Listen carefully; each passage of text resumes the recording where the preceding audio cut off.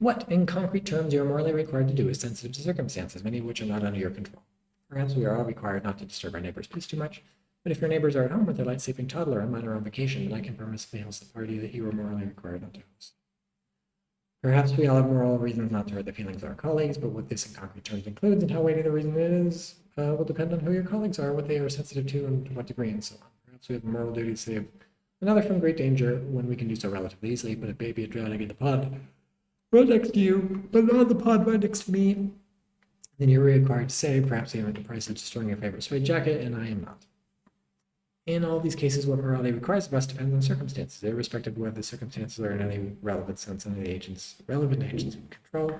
It'd be an insane conception of morality, paraphrasing Williams on the insane conception of rationality that implies the agent regret is always irrational, that didn't accommodate this fact. A moral system that's insensitive to such circumstances is not worth the name. Plain luck, that is, circumstances that are not in the relevant agent's control in any relevant sense of control, I'm going to put this up now, has moral implications, for instance, to what the relevant agent is morally required to do. I don't think the general philosophical discussions of what luck comes to are relevant here. The philosophically interesting topic here, the one brought to the fore by the standard examples of purported moral luck, has to do with the absence of control, whether or not this is a good account of luck in general. Indeed, regardless of whether such a general account is to be had at all. For the contrary claim, there are general problems with understanding luck and that this affects the moral luck debate. See Hales. I don't know of anyone, moral philosopher or otherwise, who denies this obvious fact. You may think a Kantian conception of autonomy, according to which directly one's only subject to moral laws, one legislates oneself, precludes the dependence of one's moral duties on what's not under one's control. But this would be a mistake. Either you're only subject to categorical imperatives because you yourself legislate it, even if you're only subject to the categorical imperative because you yourself legislate it, still what's required of you in concrete terms and specific circumstances is subject to circumstances that are not under your control. And all of this is consistent, of course, with the duties that apply to one, sometimes being a matter of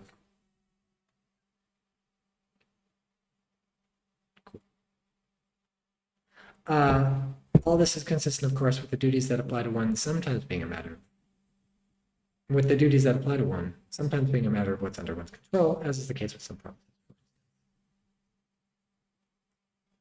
The morally significant plain luck exists is uncontroversial, and I focus on cases where morally significant plain luck is about circumstances. One may think that consequences case is a distinct one. Sure, plain luck affects the consequences of our actions, and these consequences may be morally relevant, true, but they are morally relevant, so merely as circumstances that may be morally relevant to the next action, say for how we ought to deal with them. But of course, whether moral luck exists is extremely controversial. To say that when there's moral luck is to say something directly about moral blameworthiness or praiseworthiness or responsibility. Moral luck is not about luck and what you ought to do, but rather directly about how you are to be evaluated in these ways. By using the word directly like this, I tend to rule out cases in which luck affects blameworthiness and luck indirectly, that is, by affecting first what you ought to do and then blameworthiness. Derivatively, I get back to this later in the text.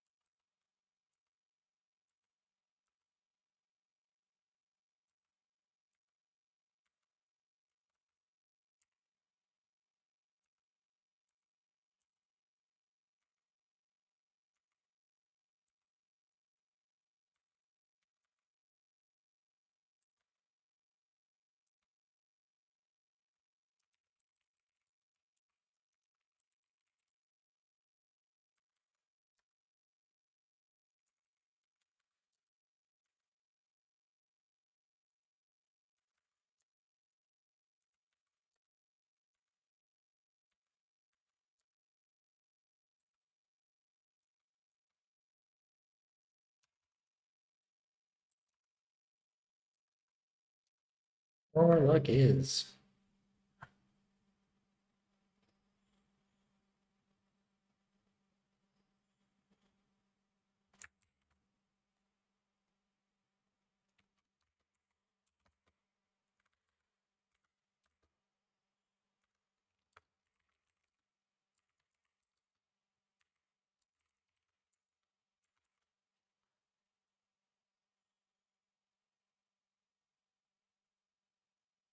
the Classic examples make this clear. If a negligent driver who hits someone is more to blame than a negligent driver who doesn't, even when all else is equal between them, then the case of moral luck and consequences are a result of moral luck, as the difference between is in blameworthiness, not what anyone ought to do. Similarly, if the judge had taken the bribe is more blameworthy than one who doesn't, but would have taken it had it been offered, then this is a difference in blameworthiness due to factors that arguably are not under the relevant person's control, and so a case of moral luck and circumstances that the person who, okay, let's start putting constitutive, circumstantial, etc.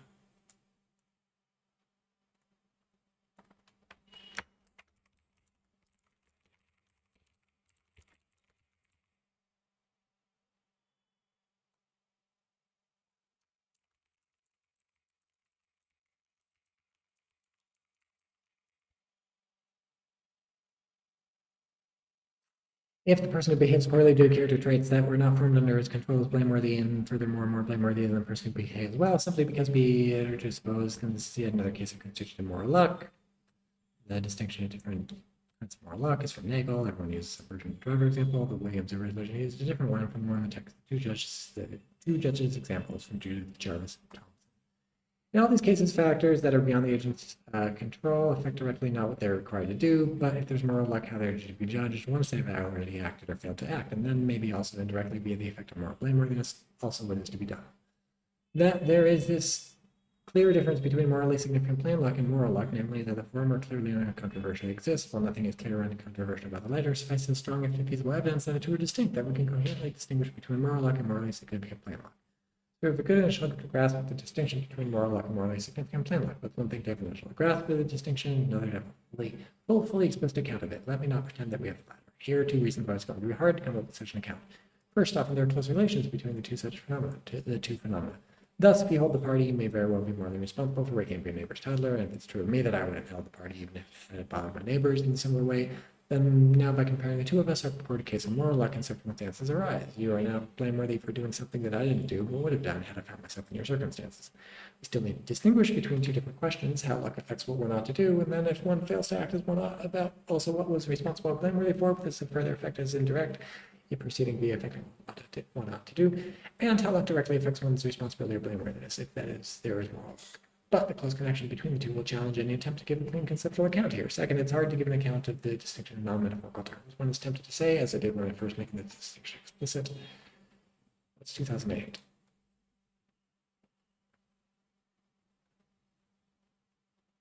I think I read that.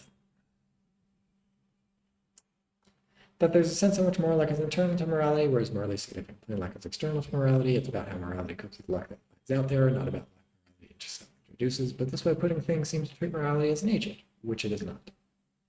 I was ultimately interested in the analogous distinction for the legal case that's between legal luck and legally significant plain luck, and the law arguably is an agent.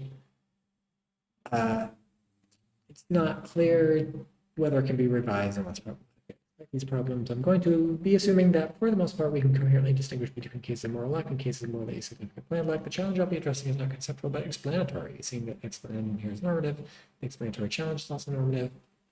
It arises primarily as a challenge for the denier of moral luck. For now it must be asked, given the nonchalance with which we all accept moral luck, what reason is there to deny moral luck? Good point. We already know, after all. Maybe this goes in Economicon.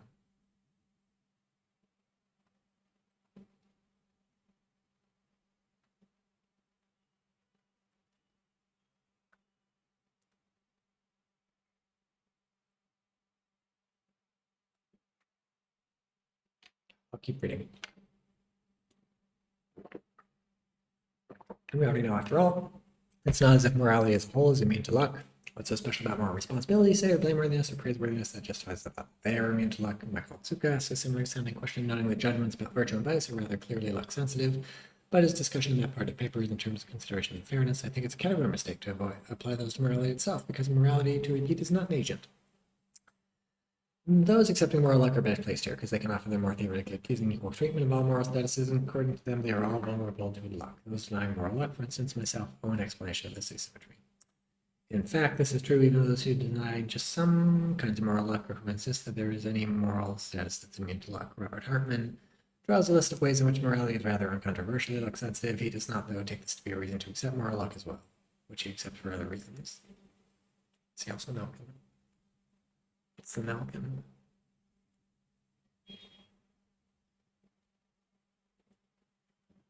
SCP.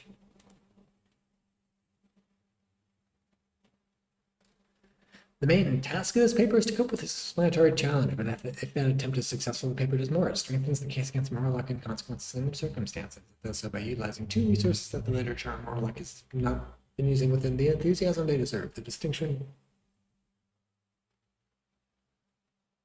Sorry, it's a mosquito, I think. The distinction between moral luck and morally significant. Plain luck and the analogy vis-a-vis both between morality and rationality as the argument. And the argument proceeds as follows. In section 2, I draw the analogous distinction between rational luck and rational plain luck, claiming that it's very plausible there's a mode of rational evaluation that's luck insensitive. In section 3, I draw on the rationality case in order to show that luck insensitive moral evaluation is really as possible. In section 4, I argue that it's plausibly actual by showing that what need we have for such a mode of evaluation, and how evaluations in terms of blameworthiness and praiseworthiness are plausibly thought of precisely as this mode of luck insensitive. Are plausibly thought of precisely as this mode of luck insensitive moral evaluation. Section 5, I discuss an objection. They claim that moral character evaluation is luck insensitive, and that they are only luck insensitive moral evaluation that we need. In concluding section, I discuss some implications, including one regarding agent treatment.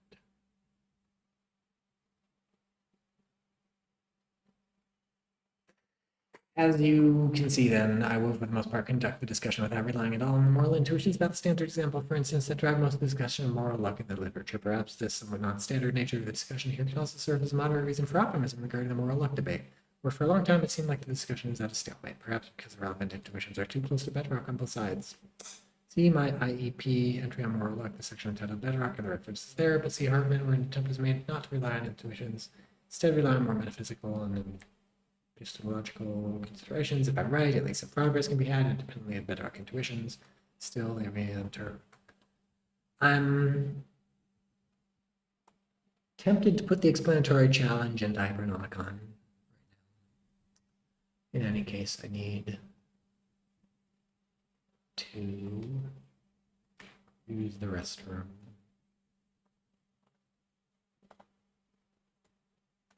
Be right back.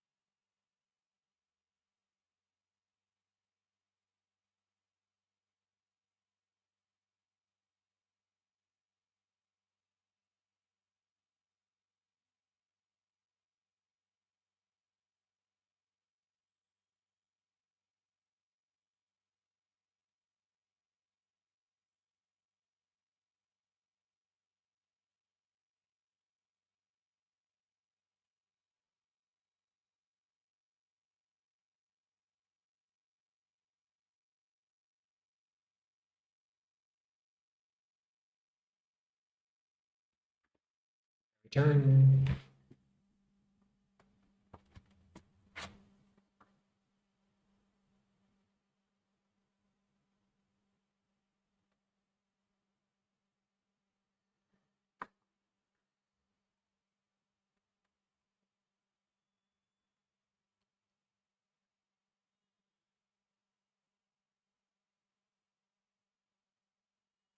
I think I'll put it in Hypernomicon as the plain luck challenge to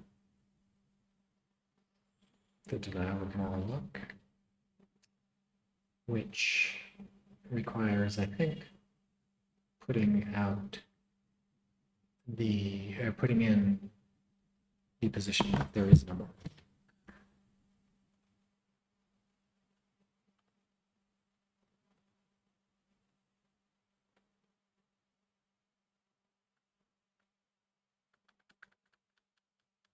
And this is kind of going to go into there too.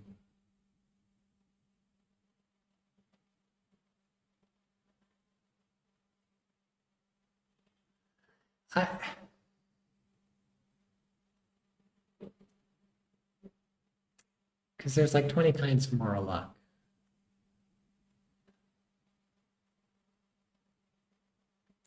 I guess, look, he's being clear, it's consequences and circumstances. So we're just.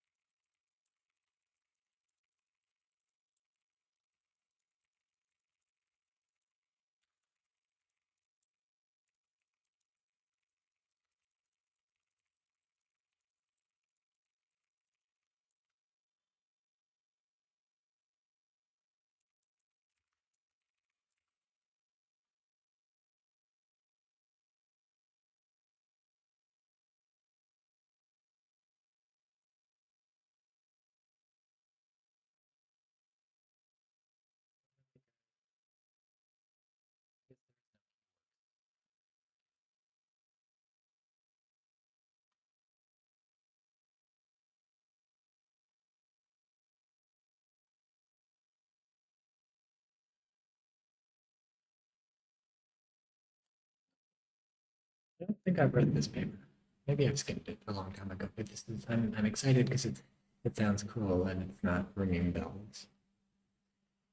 It will be helpful, I think, to draw an analogy between moral evaluations and rational evaluation. Given some fairly strong assumptions about the relations between morality and rationality, this may be more than just an analogy, but I will not be making such assumptions, and so for my purposes, the rationality case will serve merely as an analogy, a perhaps clearer case in ways that are crucial for my argument than a moral case, which can thus serve to render my claims about morality more plausible. When it comes to rationality, too, it can't be seriously doubted that what was rationally required to do depends on luck, on things that are not under relevant agent control. Even the more formal parts of rationality talk, what strategy is rational for a player to adopt depends on the game's payoff scheme, which is not subject to the player's control. And so if you're a basketball coach, it's a close game and your team gets the ball. So you need to decide who gets the final shot. Whom is rational for you to choose depends on a host of factors that aren't under your control. Still, when it comes to rationality, it seems clear there's another rational evaluation that's immune to luck. I make this point, use the basketball coach example in my encyclopedia articles. Somehow, discussions of moral luck usually proceed without any attention to possible analogous cases of rational luck. Not clear to me why this is so. Central to odds because discussion is in an analogy between the case of moral luck and the case of gambling, where it's not unfair for the gambler who took a risk to bear the cost of the loss. If they lost, I'm happy with the gambling analogy, but I insist first that whether or not the gamble was rational doesn't depend on how it turned out. This is the point about rational evaluation of the text here. And that moral evaluations in terms of blame and praiseworthiness are analogous to such evaluations of rationality rather than the question of who should bear the costs. Okay. For example, if the basketball coach makes the right call based on the evidence available to her, but a player misses, there's at least a mode of rational evaluation according to which this doesn't affect the rationality of the coach. For instance, the coach is not rationally criticizable for having made the call that she did in fact make, and she's certainly not rationally to blame for the loss.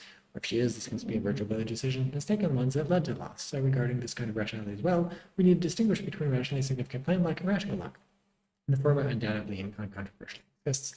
The latter probably does not. One especially implausible reading of the Gauguin example. Williams thinks it's a case of rational luck.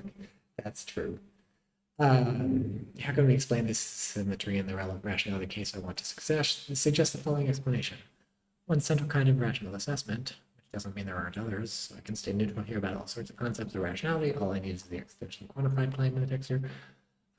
is about, as it were, how well the player plays the hands she's dealt. Of course, how one is to play is partially determined by the cards one is dealt, so what one is rationally required to do, perhaps we can call this instance of normative rational assessment, has to be sensitive to the circumstances, whether or not they were under the agent's control. How to play the hand depends on the hand you're dealt, not on whether you're also the dealer. Still, precisely because the kind of rationality is about how you play the hand you're dealt, when we critically evaluate whether you acted rationally, perhaps we can call this an instance of critical rational assessment. The assessment is immune to luck, or any ways to luck and the consequences under circumstances that get back to this complication in the concluding section.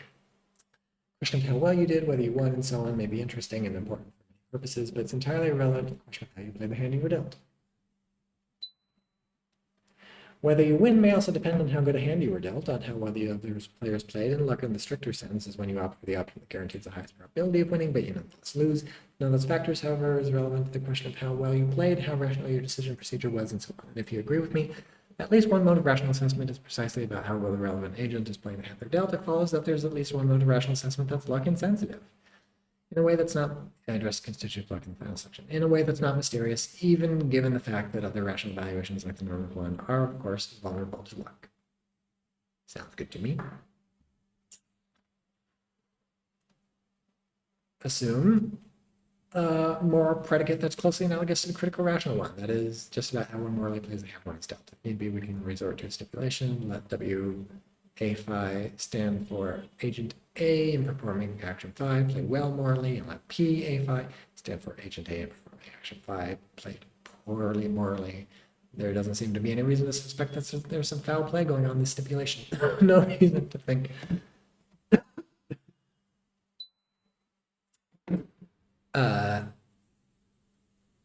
That's incoherent, for instance. Although analogies are always dangerous, I think that the analogy with rational evaluation at the very least strongly indicates that there need be nothing wrong with stipulated predicates W on P. If so, we can add at this point something like a possibility proof. There can be a motive of moral evaluation that's luck insensitive, constitutive luck, blah, blah, blah. Perhaps that's already enough to take some of the pressure of explaining the asymmetry off the shoulders of the denier of moral luck. We have to have evidence to an extent independent evidence that there's at least one possible motive of moral evaluation that's immune to luck, even though others are not, most clearly because plain luck is morally significant. What we don't have yet is any reason to believe that some form of moral evaluation we are familiar with or should care about is sufficiently like the stipulated WMP, and we certainly don't yet have a reason to think that moral evaluation is most commonly associated with moral luck. Debate, blameworthiness, praiseworthiness, perhaps responsibility of this kind. This return. Okay, cool, but let's put the first part of the argument in.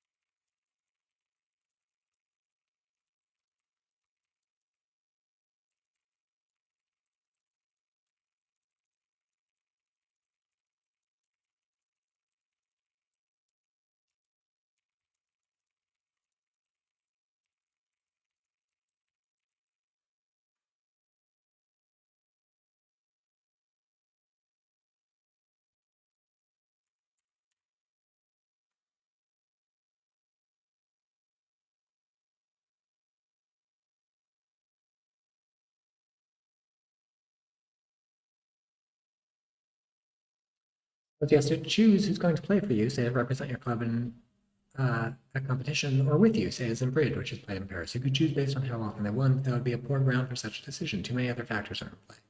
You can just Google winning baseball.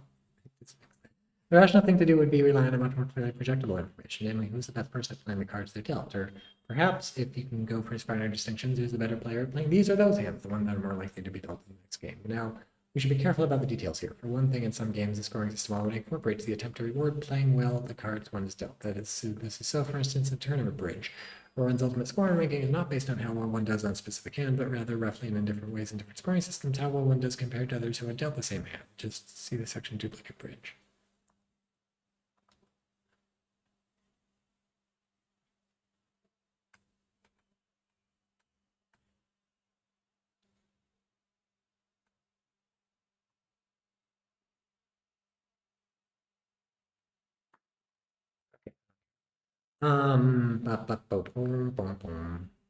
Clearly an attempt to neutralize the effect of the cards one is dealt and to emphasize just how well one plays. In other games, perhaps there's a hope of approximating a similar effect merely by relying on the law of large numbers. Thus, whether or not one wins a poker hand depends crucially on the cards one is dealt, but whether one is a consistent winner may depend perhaps if the number of hands is large enough almost exclusively on how well one plays the cards one is dealt.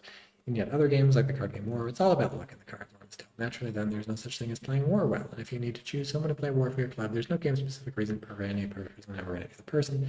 In particular, the fact that one person has a better track record of winning at War is entirely unprojectable. I take these observations and the fact they go together to strengthen the general line of the text here. I thank Ed Curry for the suggestion to compare bridge and poker case to the case of War. I guess the assumption is that everybody knows how to play War. I played War when I was a kid, but I guess... If we neutralize such effects and focus on cases with rather a small number of iterations, whom do you want as your partner in bridge, or to play poker with your money? The person among the candidates who's won the most tricks or the most money in the last couple of hands, or the one who's best at playing the hands they're dealt? That's what I thought. So here we have an initial answer, still a rationality case to the question of why we also need critical rational evaluation, not just normative rational evaluation. We need to be able to keep score of the rationality of others, and perhaps also ourselves, or return to this later on. Now we can return to morality, for here too we are deeply interested in projections. We need to know when this seems to be strongly morally relevant, whom to play with in the next round. We need to know whom can be trusted to play well across a wide variety of morally relevant hands, and sometimes we also need finer distinctions, of course. Furthermore, when it comes to morality, the number of relevant iterations is almost always small. We hardly get to make anything like as high a number as the number of hands we would make us comfortable in believing who's the better poker player based just on the number of hands they've won. So we can rather confidently predict that we will have in our moral evaluation repertoire also luck-insensitive critical evaluations. The stipulated WP predicates from that section are likely to be instantiated. Even if all this is right, still nothing follows about the implications of WP. For instance, whether criminal punishment should be a function of just how well someone plays the cards when it's dealt, or perhaps also of some other luck-sensitive moral status, remains at this point an entirely open question for some discussion of the relation between moral and legal luck, seen by luck in the law and Nelkin. This falls short of showing that blameworthiness and praiseworthiness are insensitive to luck, but not by much. Regardless, so far having relied on any of the first-order moral intuitions about the standard examples in the moral luck debate, even without relying on such intuitions, reasons have been given to show that luck-insensitive evaluations are coherent, and to expect that we should have in our conceptual moral repertoire the resources to engage in these evaluations. I mean, this is all good, but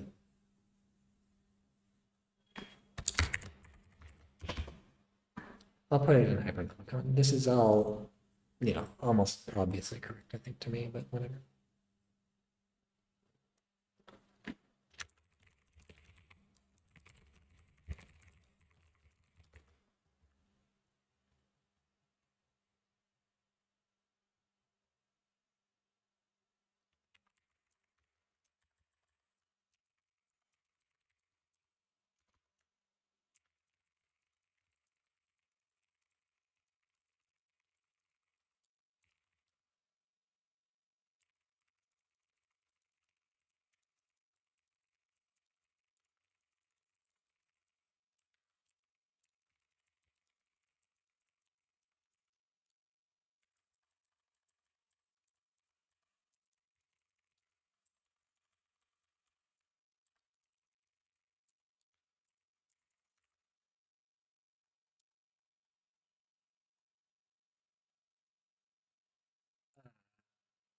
Now, with these results at our disposal, we can wheel on standard intuition. It's not a coincidence, after all, that many philosophers and legal scholars and others find the idea of differential blameworthiness for the two drivers, or the murderer and the attempted murderer, even for two judges, deeply puzzling, perhaps even paradoxical. With the discussion above adds such intuitive unease and indeed to the plausible debunking explanations of pro-moral luck intuitions, say in epistemic terms, see for instance Roseberry, Richard Thompson, Rusher, Lattice, Enoch, and Marmor, more recently with an evolutionary twist, though restricted to result in moral luck or moral luck and consequences. Levy, is the independent evidence for thinking that some of our moral evaluations are luck insensitive? If so, given the substantive intuitions mentioned, blameworthiness and freeness are the obvious candidates for luck insensitivity.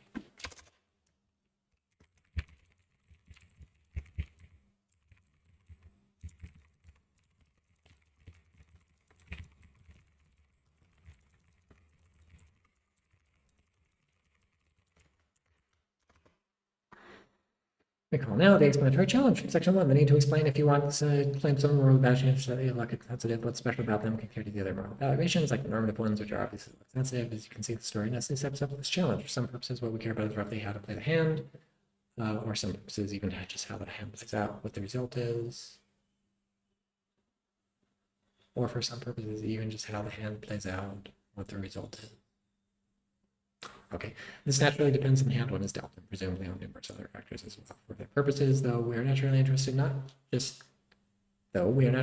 just in how well one tends to play the hand one is dealt. That this, the different purposes underlying different valuations, some of which but not all of which are lux insensitive, is true in morality just as in bridge, poker, or rationality, more generally.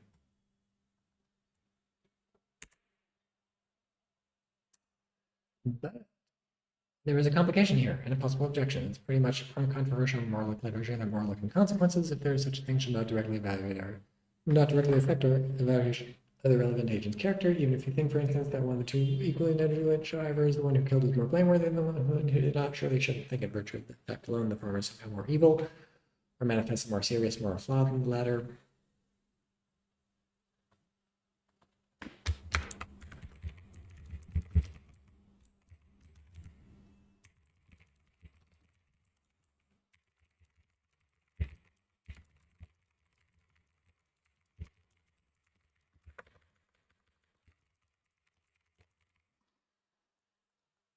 Wait, I might have one.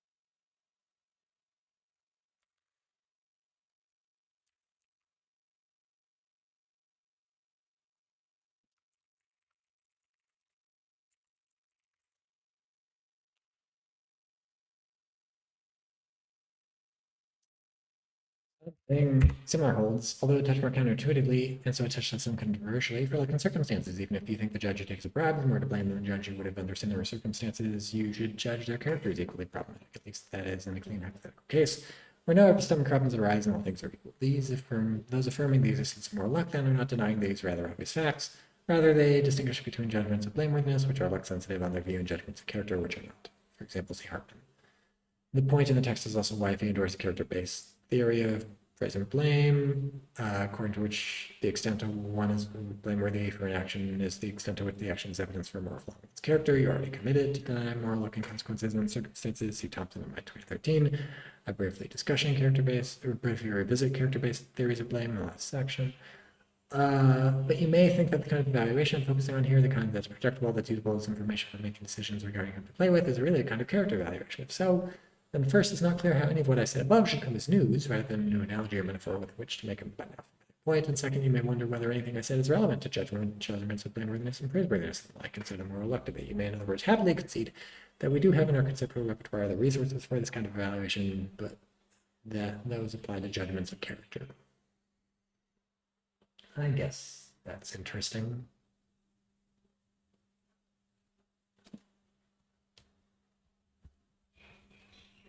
We'll see what his response is. I don't know whether to put this in Agronomicon or not.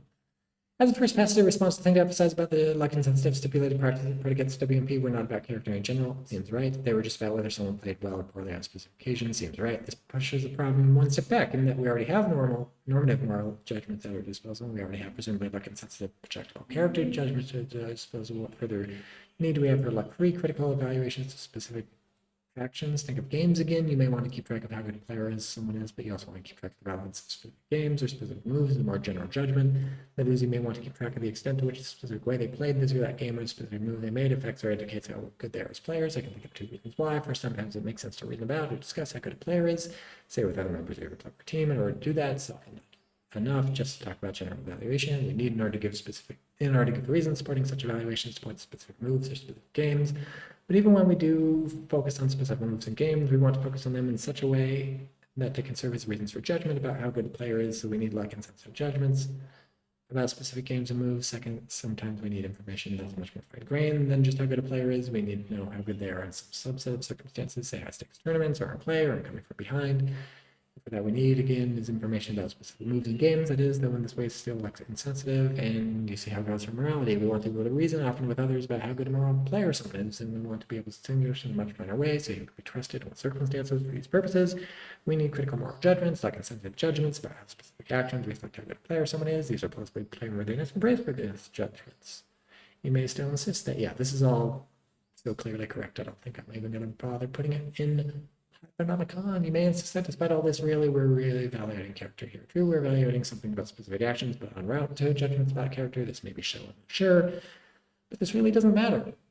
I'm sure if my somewhat speculative story works, there is some very close connection between why it is that we need luck and sense and blameworthiness and praiseworthiness judgments and something about more stable positions, but I'm not interested in these amounting to something worth calling a character. More importantly, it still gets me the result I'm after, namely that blameworthiness and praiseworthiness are insensitive to luck. I'll settle for that.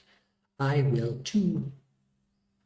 Some remaining issues and some implications. If I'm right, the distinction between moral luck and morally significant plain moral luck is one you have reason to accept and employ independently of your view about moral luck. It may help to deny her moral luck because it allows her to acknowledge ways in which luck is slightly more relevant without accepting moral luck. But the distinction also poses a challenge to the denier of moral luck because she has to explain why the relevant kind of critical moral evaluation is luck insensitive, given that so much of morality is not. The way I suggested to shoulder this explanatory burden is by noting how in morality, but also elsewhere, there's often a reason to evaluate how well someone played the hand they were dealt, rather than whether or not they won, or even how good a player they are in general. I don't intend the story as a reductive, certainly not as a speculative evolutionary one, though I have to confess that the paper holds closer to such readings than I planned it would be. I'm not saying blameworthiness consists in something about how the player someone is, but that the function of praiseworthiness judgments is to allow us to mark who is to be more trusted for a specific kind of interaction, perhaps. I suspect such further claims are false.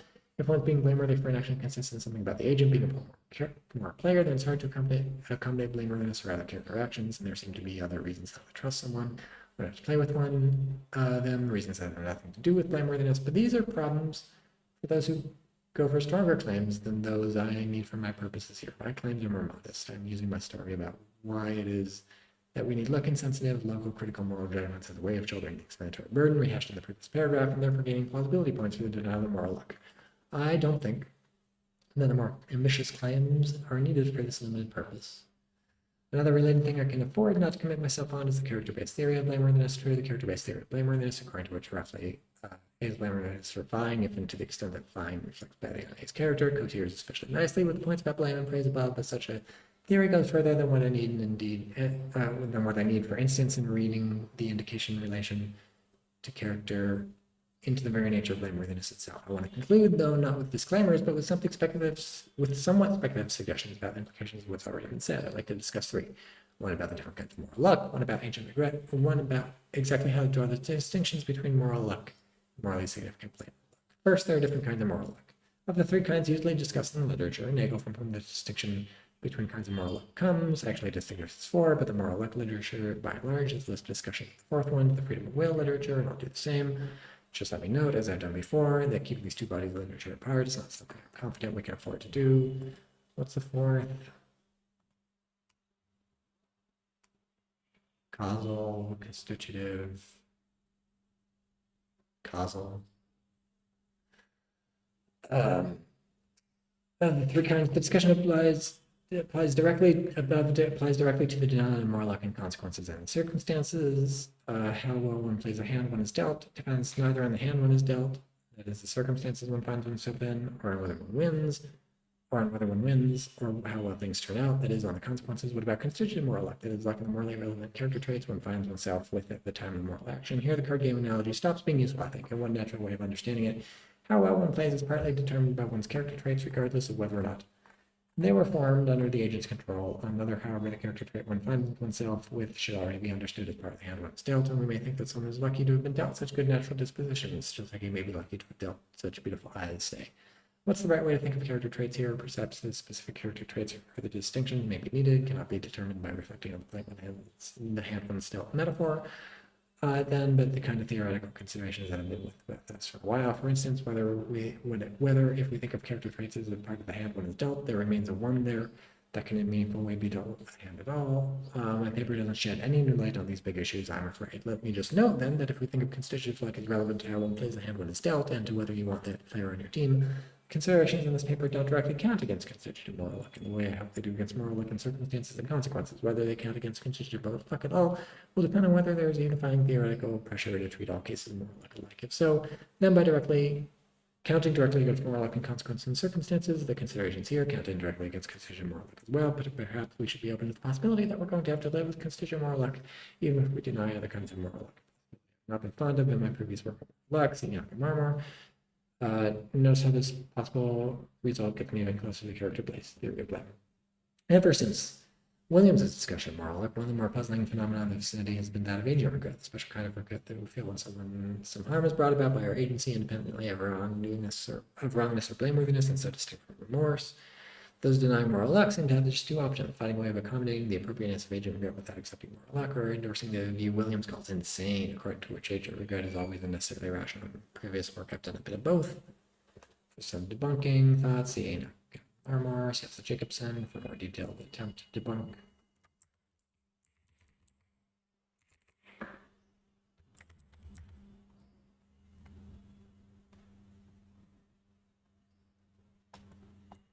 Why not?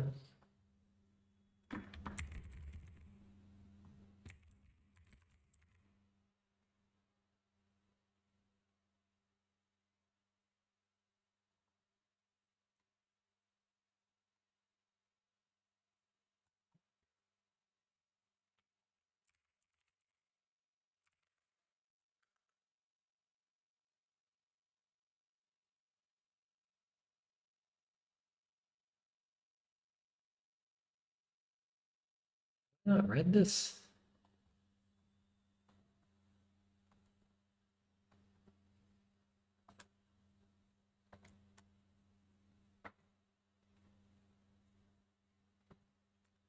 This needs a reading. I'm just going to make a note.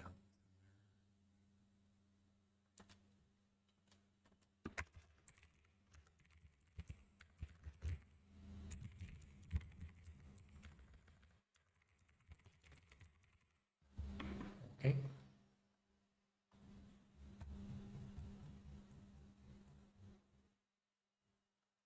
From our detailed attempt to debunk agent regret for attempted partial vindication, see my being responsible, taking responsible agency for some criticism of this paper of mine, attempted to vindicate agent regret. Mine, see Sussman. I hope to discuss Sussman's paper, both on the criticism and right earlier paper, his original attempt of vindicating agent regret on the occasion. Let's see if he ever did that.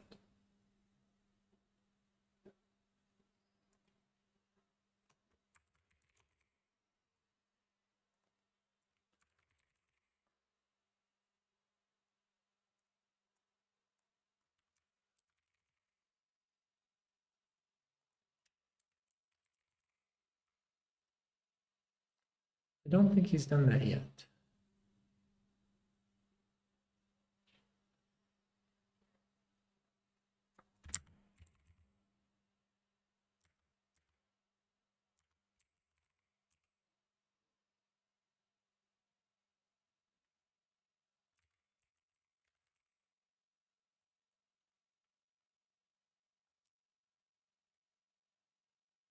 Okay.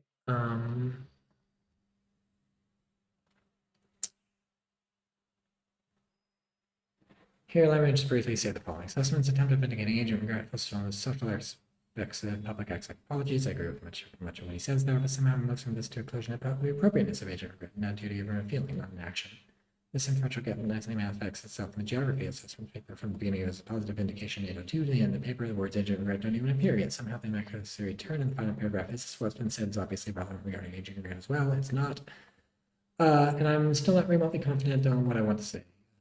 But I want to note that some of what's been said here may be relevant to understanding agent regret. For explanations I gave of why we should expect to have in our repertoire luck and sensitive critical moral evaluations, the need to keep track of how well someone is at playing the hand they're dealt do not apply or remain unsourcely to judgments about oneself. There are going to be exceptions, of course. If you're not just a coach, but a player and a coach, you may need to keep track of how good you are at last second shots in order to decide as a coach whether that you as a player attempt the last second shot or to go with another player. There are analogous moral cases. I think, for instance, that sometimes one is morally required to morally defer to another. This is so, and one of the reasons to believe someone else is more likely than oneself to get things right.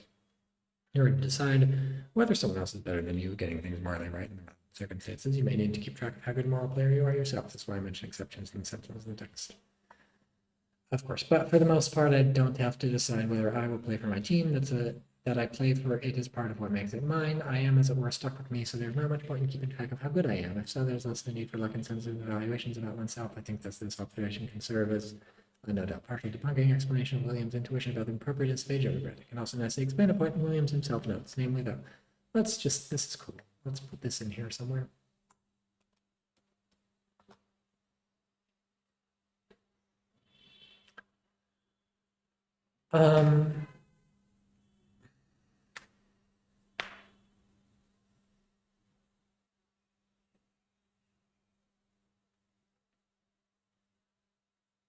Let's keep reading, actually. It can nicely explain a point Williams himself notes, namely that while it's appropriate for the driver's blameless driving cause another to feel the death of a child to feel agent, granted, it still it's inappropriate for others to blame him, and indeed it's appropriate for others to try and convince him that he shouldn't blame himself, for they know, and for them in the third and second position, it's important to insist that the tragic outcome doesn't reflect on how well he played that miserable hand he's dealt.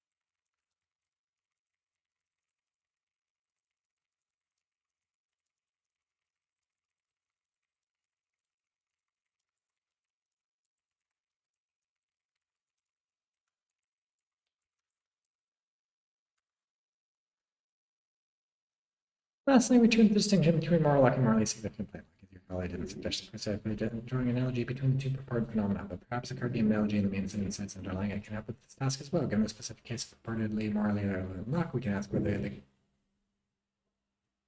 whether the way it affects the agent is in shaping the problem the agent needs to solve, or evaluating how good a certain attempt is at solving it. If the former, then it's the case of morally significant plain luck. If the latter, then it's the case of purported moral luck, and we should be doubtful that it exists. Good paper. Big fan, not just because I agree with it, but